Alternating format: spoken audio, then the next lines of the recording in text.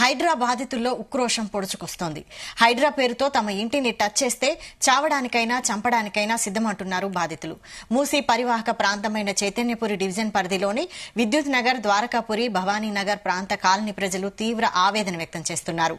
హైడ్రా ఇప్పుడు వచ్చి తమ ఇళ్లను ఎప్పుడు కూల్చివేస్తుందో అన్న భయంతో గడుపుతున్నామని రేవంత్ రెడ్డిపై తీవ్ర స్థాయిలో విరుచుకుపడ్డారు.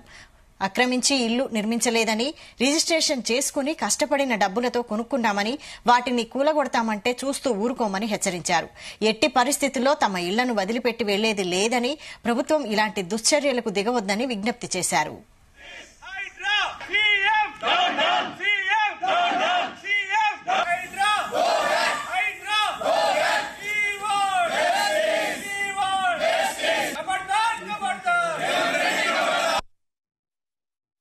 హలో రేవంత్ రెడ్డి సార్, మీకు మా మీద మీకు లండన్ బ్రిడ్జి కట్టాలి, అది కట్టాలి, ఇది కట్టాలని కోరిక ఉండొచ్చు, మేము కాదంటలేము.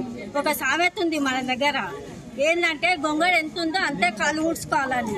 నువ్వు కూడా అట్లే కాళ్ళు ఊడ్చుకొని ఎంత కావాలో అంతనే తీసుకొని అంతనే కట్టు. మా ఉసురు మాత్రం పోసుకోకు. మేము రూపాయి కష్టపడి కొనుక్కొని ఇప్పుడు ఈఎంఐలు కట్టుకుంటా, చేసుకుంటా, మా పిల్లలు చదివించుకుంటా, చేసుకుంటా, ఏవో చిన్న వ్యాపారాలు చేసుకొని మేము బతికేటోళ్ళము. మా నోట్లో మట్టి అయ్యకు నువ్వు ఎందుకు నేను గెలిపించింది కదా.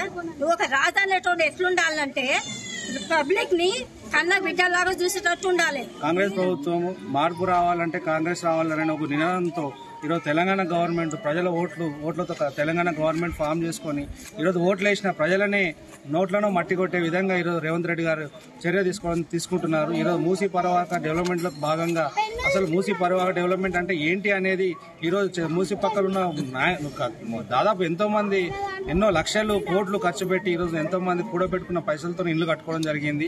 వాళ్ళకి ఎటువంటి ఇన్ఫర్మేషన్ లేకుండా, నోటీసులు లేకుండా అసలు డెవలప్మెంట్ అంటే ఏంటి, అసలు మీరు ఏం కడదాం అనుకుంటున్నారు, ఐటీ సెక్టర్లా, రోడ్ల అసలు రోడ్లు లేవా, రోడ్లు ఎన్నో ఇప్పటికీ ఇంకా రోడ్లు ఖరాబ్ అయ్యి ఎన్నో మంచి కాలనీలు రోడ్లు లేక వాటర్ లేక చాలా ఇబ్బంది పడుతుంది.